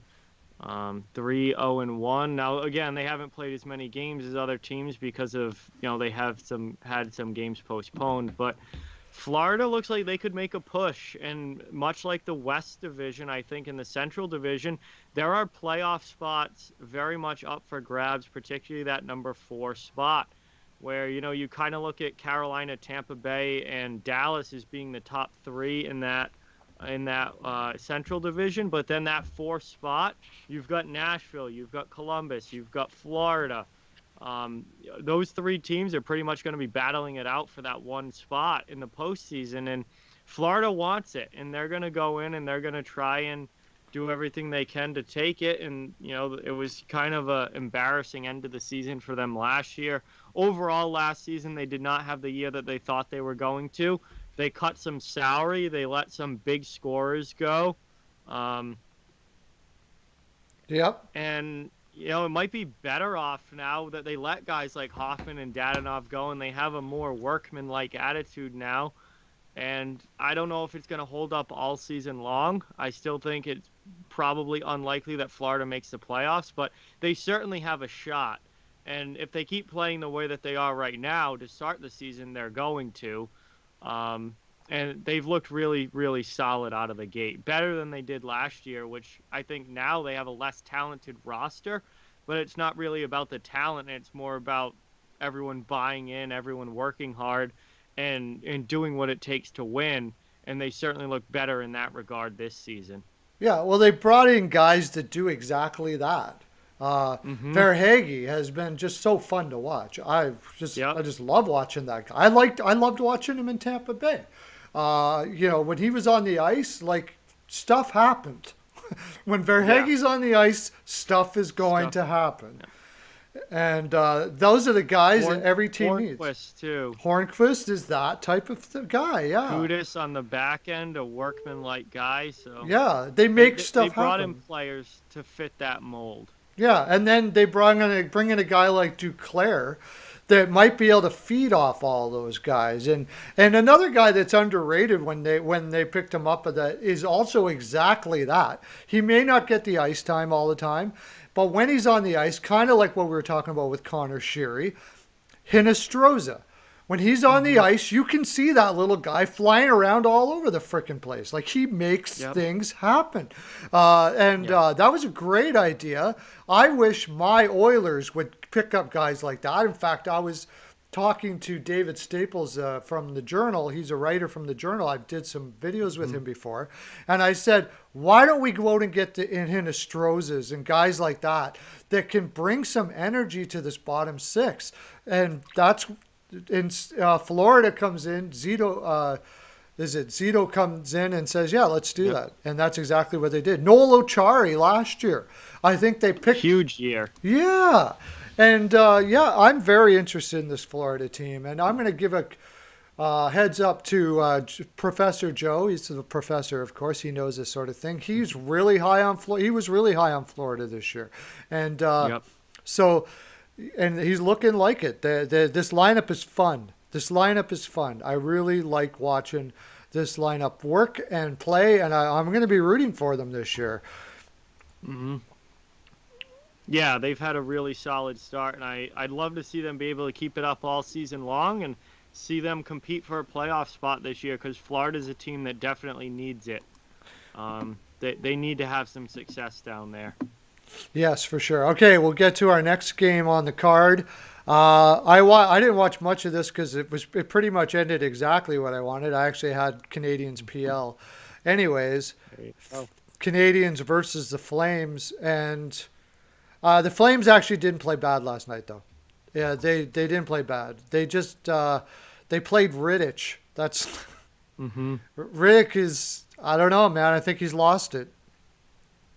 Yeah, he had that one really good year, but after that, it hasn't been the same, and it looks like that's carrying over into this season. And man, I think the story here though is just Montreal has looked so Oh good. yeah, yeah. They, I think they've probably been the best team in the league out of the gate. I think they're the number one team in the league right now, not points wise, but just how well they've played and how good they've looked. Montreal's got it rolling in every facet of the game right now, and they're just so impressive so far to start this season and picking up another big win against a Canadian rival last night. Yeah, and I mean, I would say maybe Toronto, because Toronto's really impressed me with the way they played tired and how they've won their games. But Montreal, I mean, think about that. Montreal, Toronto, in the Canadian Division Finals. Woo! Would that be something?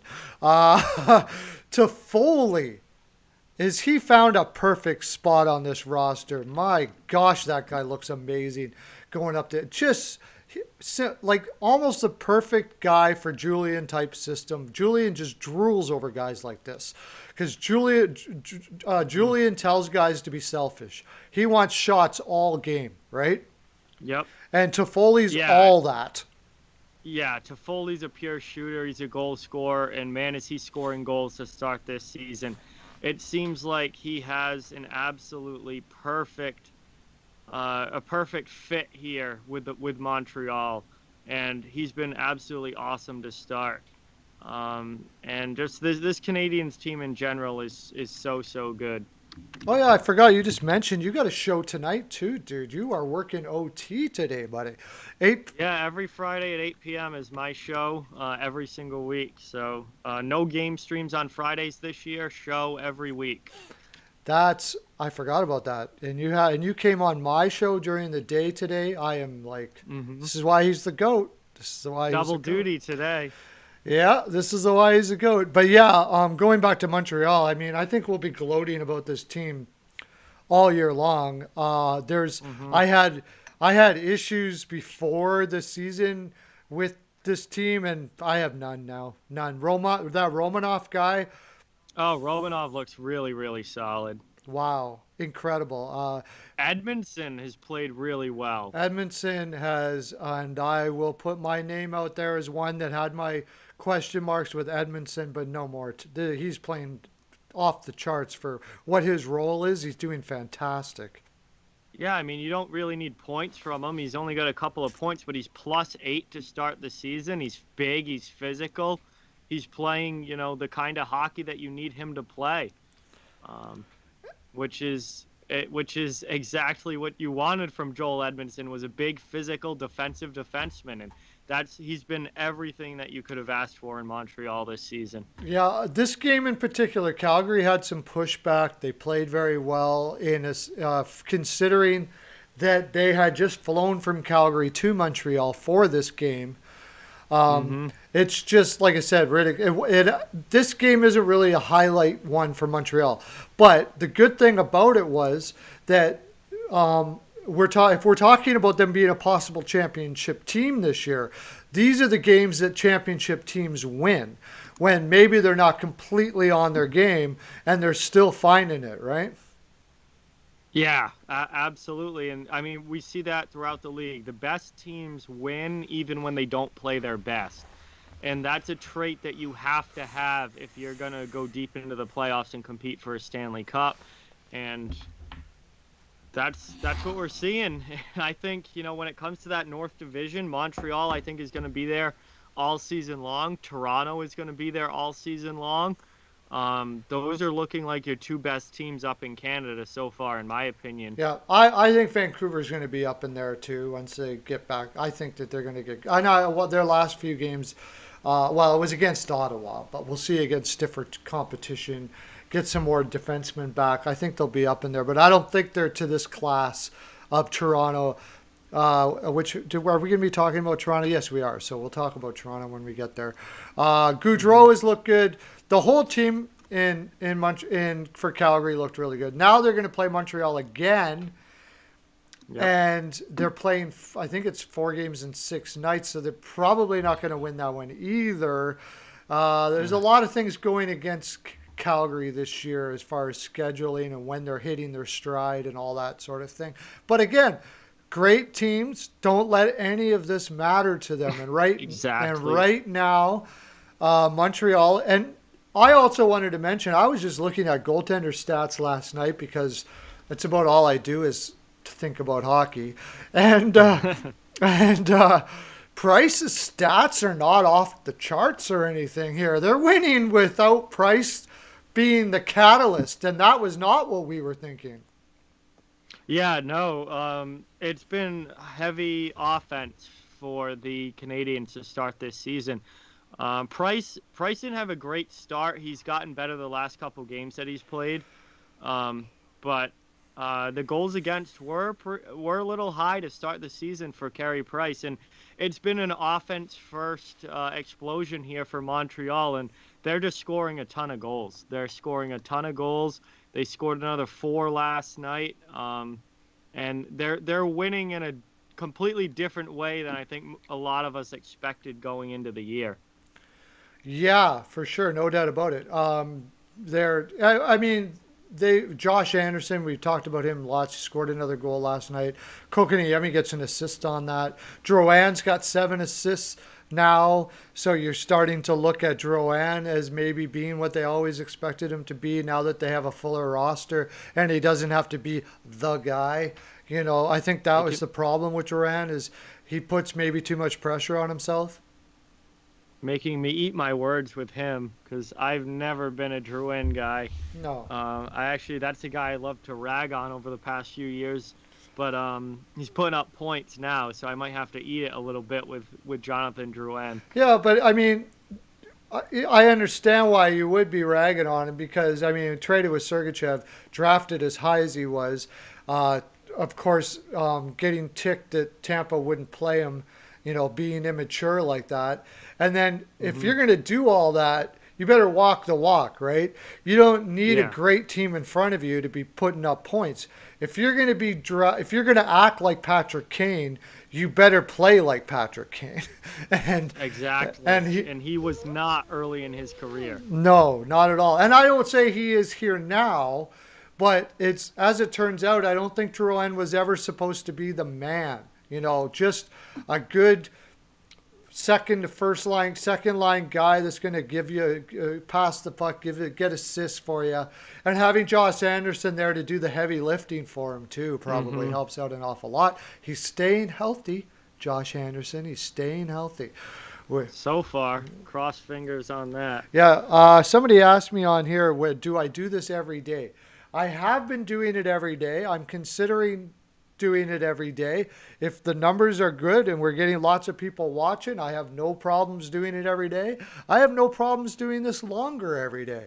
I'm just going to be talking hockey with somebody anyways. So I might as well do it with all of you guys. So yeah, sure. If I get people watching and this is rolling, I'll do this every day. We do it with Projo. We do it with John here. We do it with Peyton. They're all fantastic freaking hockey minds I get to talk to every day. Yeah, I can do that. I can make that my life. I have no problems with that at all. Okay, so let's go to the next game, shall we? Unless you had anything else you wanted to say about. No, we can keep going. We still got quite a few We got left. quite a few left and not much time, right? That's the way it always Yeah. is. It's the way it Yep. always is. That's why I might even have to stretch this longer down the road if we're getting a lot of people enjoying this fine programming. Okay, we do have a lot left. Okay, Kings versus the Wild. And I watched that game, and this is the Wild that everybody's saying, if this is the Wild, wow, we got an exciting team to watch, right? Yeah, another, score 5 goals for them. They're up to 5-3 on the season. Funny enough, they won last night's game 5-3. um, it's been good offensively for Minnesota. The kid in goal, Kakinen, is actually playing really, really well. And Minnesota in general is off to a really solid start this season. That they've been better than I thought they were going to be, and they pick up a big win. They did drop the first game against the Kings, but they come back here in the second one last night and pick up a big win.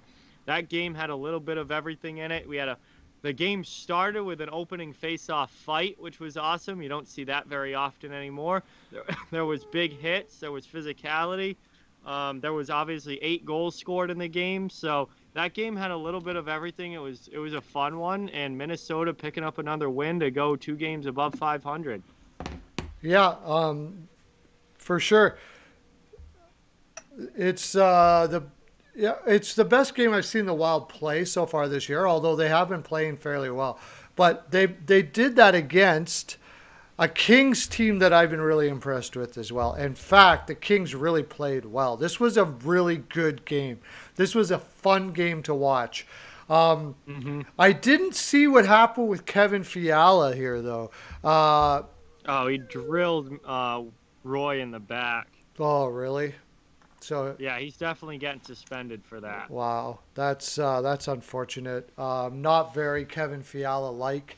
Um, No, he's not a overly physical player usually, so it was kind of weird to see that, but it was very, very blatant boarding straight from behind oh shoot! And yeah, he got 15. He got 10 minute and 5 minute, 5 minute and it basically ejected game. for it. So Yeah. yeah, they'll likely be without him for a little while, which is unfortunate once they get the ball rolling like this to do that. The guy that I have seen a new fervor out of, and probably now that I'm watching it and now that I'm really paying attention to him, I can see why Nashville's struggling so much because this Bonino's playing like a guy who's a captain of a team. He's playing like a guy who's taken this team on his back and been a leader. I've been really impressed with the role he's decided to take on here. Maybe it's just because he's been given an opportunity by Everson to have this role and he's really embraced it. Yep. Yeah, absolutely. And he is a veteran guy who's won Stanley Cups and exactly the kind of guy that you want taking on this role. And it seems like so far this season, he is doing it as well as he possibly could and really leading the way for this team and helping out some of the younger guys. And Minnesota is a lot better off for it. So it's looking like that Bonino trade was a really solid move for the Minnesota Wild. Yeah, it sure was, and we're starting to see some of the moves that um, oh, what's his name, Guerin did. Yeah, Billy Guerin. Billy Guerin, you're starting to see that this guy might have known what he was talking about, right? He's bringing in some character guys that are I see great energy on this team. Now we did at the end of the year last year with Dean Evison too. Um, but he hired Dean Evison. So all big, huge marks for Guerin so far for a lot of the things that are going on with this Minnesota team, and a huge uh, sigh of relief, I guess you could say, that guys like Joel Eriksson and Greenway are growing into those roles right now. With on a line, I think they had Foligno on with them for a while, and they are just doing fantastic right now. Yeah, and you absolutely needed to see that. I mean, we were before the season started, we were talking about the offense needing to come for Joel Eriksson Ek, and he already has 5 goals this season and 7 points in 8 games. So the offense is coming for Joel Eriksson Ek. Greenway has also had a really solid start to the season, and if these guys come along and grow into the players that people, that they were expected to be when they were drafted, Minnesota could be a lot better than I think, certainly I originally thought. Hmm. And they could be a really solid team here. They already have the decor in place. My issue with them was their forward groups, but now with their forward group playing the way that they are, they might end up being a lot better than I thought. Yeah, even Bukestad's doing well. Like He's who saw he's that? got a couple of goals. Yeah, like I watched him on the ice. All of these players that we're talking about, and they just seem to have a new life to them, and which can be chalked down to great coaching and a great atmosphere and a great culture, something that Minnesota was trying to fix before Guerin was Yep. there, and they traded away. Not Teravainen. Is it Teravainen? No, not Teravainen. No. And you know what I'm talking about, to Carolina. His name escapes me now, but they trade. Howla? No, No, Howla was gone before then. Granlund they traded to Nashville. Granlund was one. They're Kunin they got sent to Nashville. oh, they got him from the Islanders, and actually even Carolina's not Oh, Nino Niederreiter. Niederreiter, Nino yeah, Niederreiter. Niederreiter, and actually Carolina's been struggling with him too. So Yeah, he's a passenger player. yeah, passenger player is a great way to put it. So they traded away a couple of these guys. Then they come back and bring in some guys like Bonino, Johansson, who they've been playing on the wing, by the way, which we said that Smart was a move. smart move to do because Yep. he's not a centerman, and we didn't really get much He into isn't. no, he's not a centerman, right? We didn't get He's much not a into the center. Kings, but we did talk about the Kings a lot last time. So we'll kind of Hmm. leave the Kings at that. I just really like them. I think maybe not this year, but I think big things are coming from the Kings as they add some more pieces to that roster. Not much to talk about the next game, except that I really didn't think the Dallas Stars were going to score as much as they did against the Red Wings last night, Yep. considering they were out a lot of their players. Sagan, Ben, Como. Ropo Hints, but they sure did score, and I did watch some of that game. Ty Delandria is coming in and Yep. showing that he's a player right now. Yeah, we talked about him before the season started as a guy that could really play a role with this Dallas team, and he is. And Stars are rolling. They're 4-0 to start the year. They've scored 7 goals in 2 of their first 4 games, which is wild. Yeah, The offense is there even without Tyler Sagan. They're still playing well defensively, and the Dallas Stars look really, really good to start this season. And I certainly expect them to be very competitive in that division all year long. yeah, I certainly, and I got to give props to CL for bringing up Nino there in the chat room. Yep. It does bode well. The Red Wings can't be flat. They just don't have a lineup that can come out flat. That's the most concerning things about the Red Wings. Whether they win or Hmm. lose is one thing, but being flat cannot be taken at all. Like this team Yeah. got to be outworking everybody if they're going to be a championship team eventually. That's got to be there, and that's really the marker point for the Red Wings right now, right? Yeah. It's competing, right? Yeah, what I'm not looking at the wins and loss column for the Detroit Red Wings. I'm looking at just how they're playing and are they playing a high energy, full effort game are they competing? Are they making games close? And for the Red Wings, for them to be taking that next step from where they were at last year to where they want to be headed, they need to be competing on a nightly basis. And too many times already this season, Detroit's been just out of the game from the get-go. And that is a problem. That is something that they cannot afford and they need to fix. And I don't know. I wouldn't be surprised if Blashill gets the can here at some point, Mm-hmm. especially if they keep coming out flat. I think it's going to be time for a new coach to see if they can get something out of it. Yeah, it's time to that wheel's starting to turn. You can only hold the "we're new and building" candle so long before the candle goes out. And I think you're right. I think it might be time for a change here.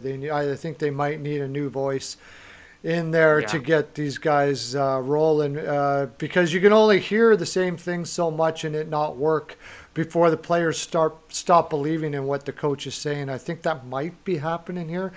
We'll have to see. And yeah, well, what I would say about that is like in a rebuilding situation where you know that the team's not going to win a whole lot, you don't fire the coach based on wins and losses. But what you can fire the coach on is if the team's not Yep. competing, and if that compete level isn't there and they're not playing a high effort game, that comes back on the coach. And at that point, it's time for a new voice in the room. And I know the favorite right now for first coach fired this year is Jeff Blashill of the Detroit Red Wings.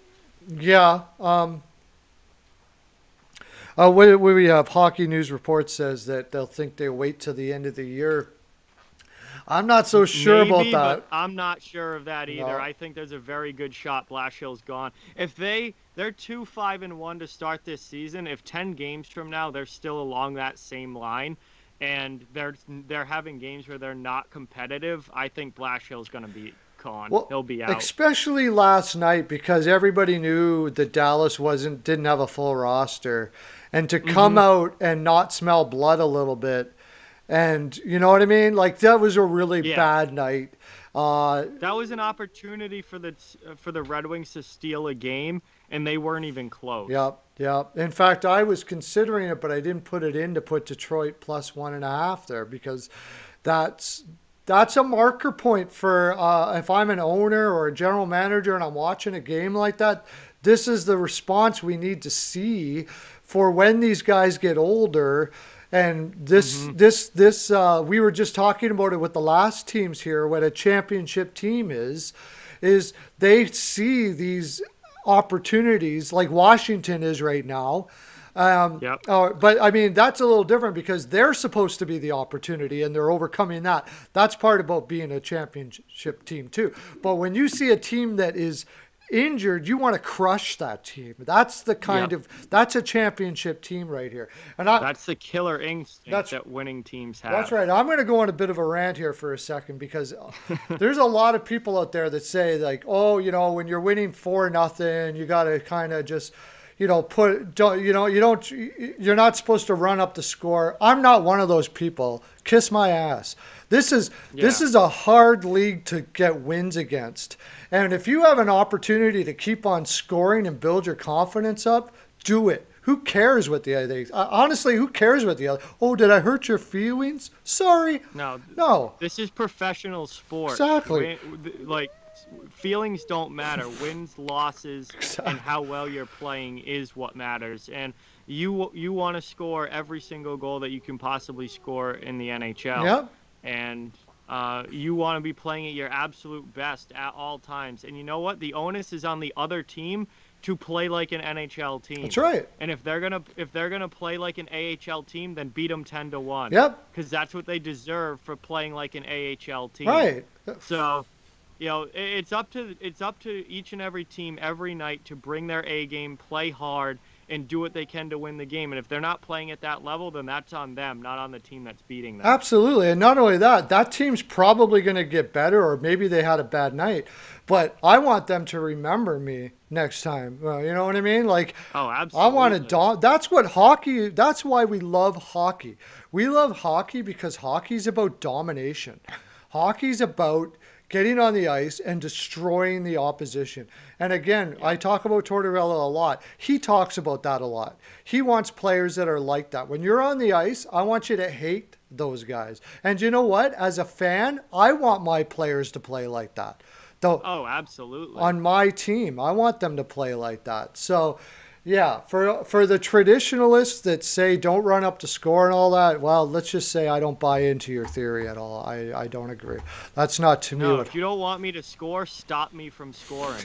Play defense. Yep, not my problem. I guess the only argument I've heard well on that is that you anger the other team, and then when they come up against you next time, they're going to be gunning for you a little more. Well, that makes for a great next game That's then. right. I agree. Yeah. I'm with you on that. I want to be the dominating force when I go into that next one. And if you're angry because I'm a dominating force, good. That's Yeah, good. Stop me from being a dominating force then. That's on you. exactly. Okay. We didn't. We'll go to the Avalanche and Sharks. I did watch that game last night, and um, the Avalanche should have won that game all game. And I'm sorry, but the Sharks are worse than I even thought so far. Yeah.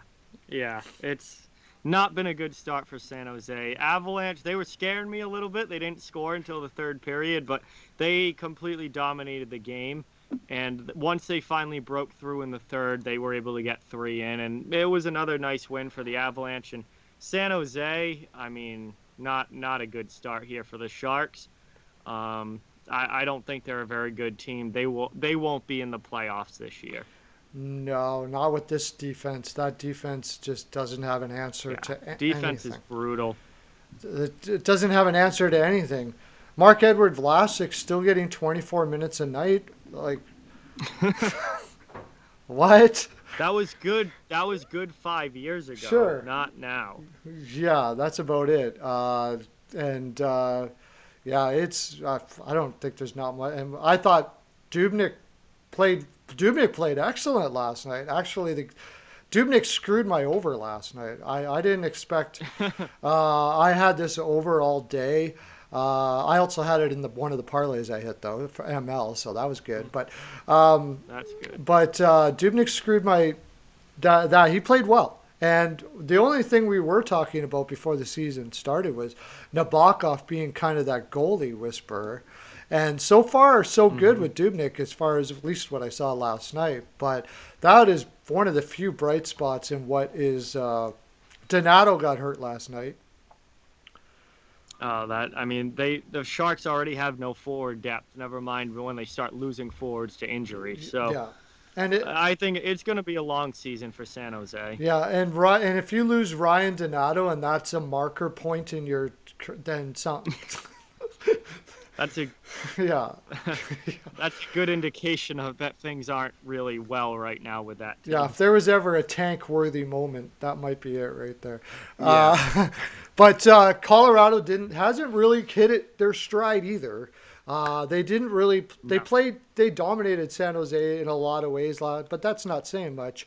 They just didn't dominate the way we're used to seeing Colorado dominate. And besides the game against St. Louis, where St. Louis had a really bad game, we haven't seen that all year yet. Yeah, Colorado's been slow out of the gate. They haven't been the, number one team in the league like I thought they were going to be. They haven't been the dominating force that I thought they were going to be. But it might just, all the talent in the world is there in that lineup. I think it just might be a little bit of a slow start, but they're still winning games. They have a 5-3 record. They've been pretty decent to start the season, and there's obviously a lot of room for improvement still with this Avalanche team as well. Yeah. Then on the opposite side of it, when you are, not playing your best, and we just talked about it, that's what championship teams do. Uh, that's what championship teams do is they don't play their best and they win. And Yep. Colorado's not playing their best. Grubauer had an excellent game last night, but I mean he only had 17 shots. But it's still something to it's really their Achilles heel if there is one. So seeing guys like Grubauer, seeing Grubauer play well, isn't it? Maybe that's the reason why they're still struggling a little bit. Is the goaltending has been a little bit shaky, and that can affect the whole team. Yeah, that definitely could be, and it was good to see Grubauer get a shutout. And even though he didn't get overly tested, it still counts as a shutout, and it still gives him that confidence heading into his next start that, hey, I'm a good goaltender, and he can carry that momentum over. So I'm not worried about Colorado. I think they're going to be fine long term. I just think it's been a little bit of a slow start, but by the time we get mid season, I think Colorado is going to look like the team we all expected them to Oh be. yeah, for sure. They're going to have far more games where they dominate, as we were just talking about, than games when they don't. That team's just way too talented on all levels to not do something Yep. like that. So off to the Vancouver Canucks and Ottawa Senators, and the Murray No Show is just getting tired already. Yeah, he's not very good anymore. Ottawa, what a brutal start to the year for them. I think they're the only team in the league left with only one win. Yeah, Um, terrible start for the Senators. They've been a lot worse than most people thought. Vancouver back to 500 now, playing three straight against the Senators certainly helps. But Vancouver, that string of games came at the perfect time for the Canucks, who desperately needed some wins, and they've been able to get it. I mean, they've come right out and they've just taken care of business. They have taken care of business against Ottawa like they should, and they've gotten themselves back to 5-5 now. And we'll see where they can go from there. But the Canucks desperately needed these wins, and they were able to get all three of them. And Ottawa has not been able to do anything. It's been a terrible start for Ottawa. yeah. DJ Smith might be on the hot seat a little bit. I wouldn't be surprised. Melnick is not a patient person.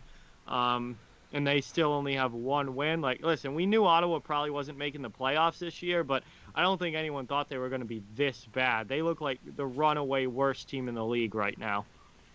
Yeah, I'm always skeptical of putting young first time coaches in young teams like this. Like teams try it all the time and it seldom works. Hmm. And it doesn't look like it's working for Ottawa here. Now that being said, how much is it roster? I mean, you got a lot of. It's Yeah, their not a good rosters looking. are It's good. not a good looking roster. And Murray has been just absolutely abysmal, abysmal. Yeah. Um, Well, that contract that they gave him is abysmal yeah, too. I mean, I don't know why they thought that the Matt Murray of the last 2 to 3 years doesn't matter, and that he was just going to revert back to 2016-17 Matt Murray. Like, when they gave him that deal, we've seen the decline in the issues with Matt Murray over the past few years with Pittsburgh. We knew that he wasn't as good as he was when he first came into the league and that he was going to struggle. And they just gave him that starting job and big money anyway. And they're kind of getting what they deserve on that front. well, yeah. I mean, they must have consulted their goaltending coaches, and they must have had a fervor about how they can bring him back to where he was before or something like that. Well, whoever those goaltender coaches are, you probably want to start looking at the door here right away because, uh, So many fans still talk about Matt Murray like he's some elite young goaltender, like he was when he first came into the league. He hasn't been that in like 3 to 4 years. yeah. And I guess apparently Ottawa's management was thinking the same thing, and they're wrong, like everyone else. He hasn't been that in 3 to 4 years, and he most likely never will be again. No, I no, I agree. I watched this game and it was very difficult to say that Vancouver had a great game or not or whatever. There, Peterson did look better, but mhm. when it's the measuring stick, right? Like you're playing Ottawa, they Yeah, did outwork.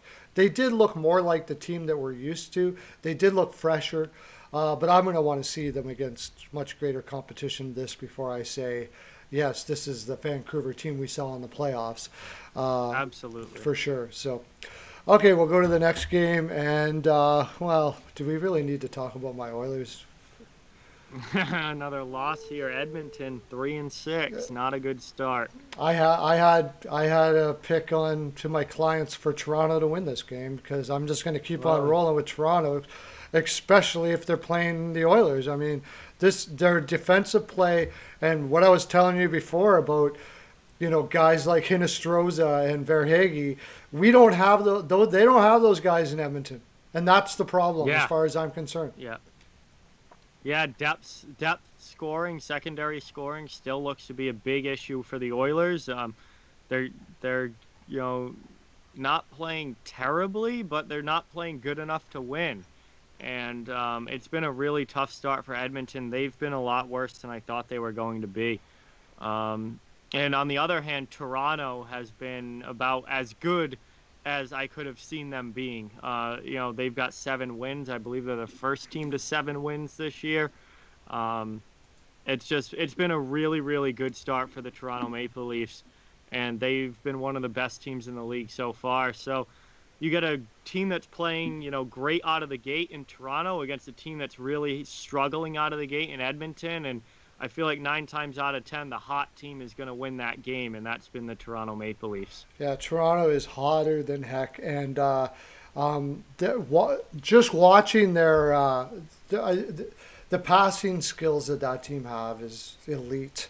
It is It is fantastic. It's beautiful to watch. Marner's on a roll. Matthews is shooting just like everybody thought he would, and they go up against a team like the Oilers, who are supposed to be that team. Yep. Yeah, if Yep. the Oilers are going to win, I'm going to keep on saying it until maybe anything changes. I don't know. If the Oilers are going to win, stop playing a trap. Like Dave Tippett, go to hell. I'm sorry. I liked it Yeah. when they hired you. I don't like it anymore. And I was talking this with Peyton on the radio last. I think the last time he was on. You run and gun with this Hmm. lineup because there's no other way to play with this lineup than run and gun. If you're going to take Turris as your third line center, forget about the trap. Forget about it. It's just not happening. Yeah. If the Oilers are going to win games, they've got to score and they've got to just play offensive hockey up and down the ice, and that's how they're going to win. Why they're trying to play a defensive first style with this roster that they have makes absolutely no sense to me. No. And I don't know, maybe Dave Tippett's time. We've talked a lot about coaches already this show. Maybe Dave Tippett's time is coming up there if he's not gonna play the style that's gonna get wins. I mean, Edmonton, they're a team with expectations. Like they're supposed to be a playoff team. So if they're sitting outside of playoff positioning, halfway through the season, you could very well see a change happen there because they are not going to be content with not making the playoffs. And the problem with that is there's been so many goaltender changes, or it's goaltender coaching changes, that it's Yeah. thrown off. Like they can't get the coach right. They can't get anything right. They just Yeah. I didn't like you. I had my. I don't want to go on and on about tourists, but I had my trepidation about him. I know you like this the deal, and I understand why you like. Yeah, I I understand thought why. it was going to be a lot better. I understand why you liked it, but I was just more thinking that again, the guys like the Hinestroza and the Verhages and guys like that they need that on their roster. You go up and down this roster, they got one guy, Cassian, and besides that, there's nobody on this roster that's going to maybe Archibald a bit that's going to bring that type of game to this team, and I think Mm. it's really what's hurting them. Yamamoto has not even really been bringing it. It's like the culture of this team has gotten bland. Yeah, they got to do something to shake that up. And I thought Turris could be a good addition there because of the offensive upside and the possibility that he could bring some secondary scoring. But if he's not even working out in Edmonton with all those other offensive players there, then I got to think Kyle Turris is done at the NHL level if he can't even get it done as a third line center for the Oilers. And that's what my concern was is how much I watched him in Nashville and a lot of games where I was just like, oh my gosh, what happened to this guy? And that's the hardest Yeah, thing he was is, terrible in Nashville. oh, and that's the thing that's so tough to understand is when he went to Ottawa, he played some really good years in Ottawa. I really liked Hmm. him. The Yep. decline has been like night and day. I don't even know who is this guy. What the hell? David Poyle must have been like what six? I gave oh my. Whoa, jeez, I don't know, unbelievable. Yeah, but you got Barry, Nurse, Bear, and Draisaitl and Turris and these guys that are pretty much offense speed first guys, Cahoon, all of that, and you're Yarvi. Pugliarvi and you're trying to play some form of a trap. I mean, it's just not going to work. It's just not going to work. Yeah. How many coaches have tried to do that with offensive teams and been out in a year? Like it just doesn't work. So Yep. finally, we'll go quickly to the not really what we would call the game of the night. I don't know why I ended on this one, but Arizona versus Anaheim again, which actually ended up being a good game. I watched it. Yeah, they scored more goals than I thought they were going They, to. 3-2, Coyotes get a win. I mean, both of these teams are teams I expect to be out of the playoffs by the end of the season. Um, but, Anaheim's had actually a pretty decent start, a better start than I expected. They're right around 500. They're at 500 right now. The Coyotes, one game under 500. This was a big offensive showing for Arizona. They scored 3 goals. yeah, Um, yeah, against they scored against three. against Gibson. Yeah, against Gibson too. That is a big offensive showing for the Coyotes.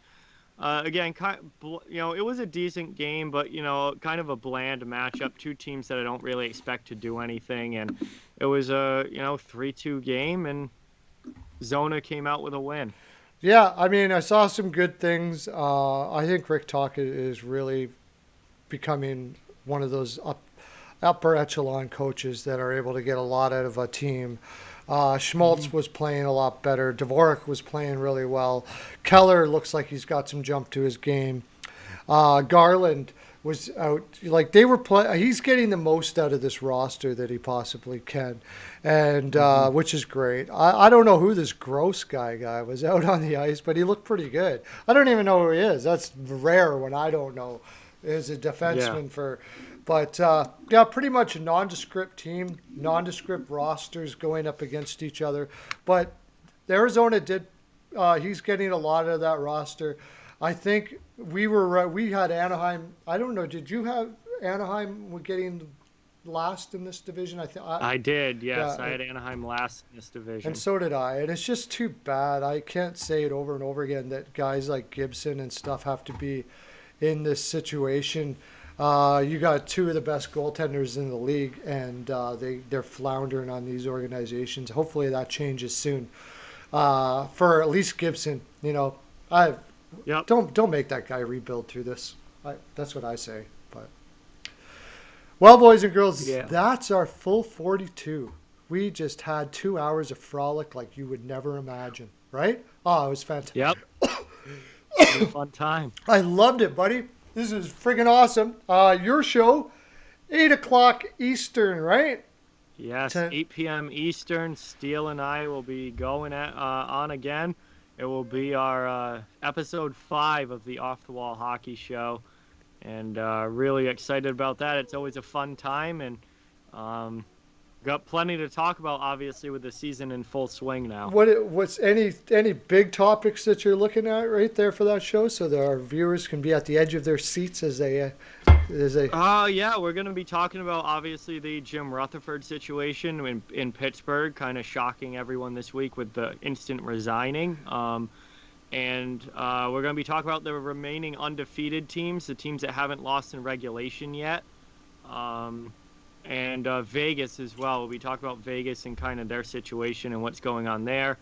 Hopefully they can play again soon, but they've got actually it's more the coaches in Vegas than the players with the COVID issue. So those will be our top stories, and I'll have all of our regular segments as well. Power rankings. We'll do hot and cold teams for the first time this week. Now that we've gotten a few games under our belt, 3 stars of the week, prospect watch, all that good stuff, like always. Yeah, okay, that's gonna be fun stuff. Steelflyers.com, the All Sports Network. Get over Yep. there, check it out. You got Projo, the professor. You got his work there. You got Peyton on the radio. You got John here from Off the Wall. My stuff is on there. Flyers Nitty Gritty, O&B Podcast. Jim Jackson joins us often from the voice of the Philadelphia Flyers, and we're growing and growing all the time. It's exciting Yep. stuff. You're going to love it.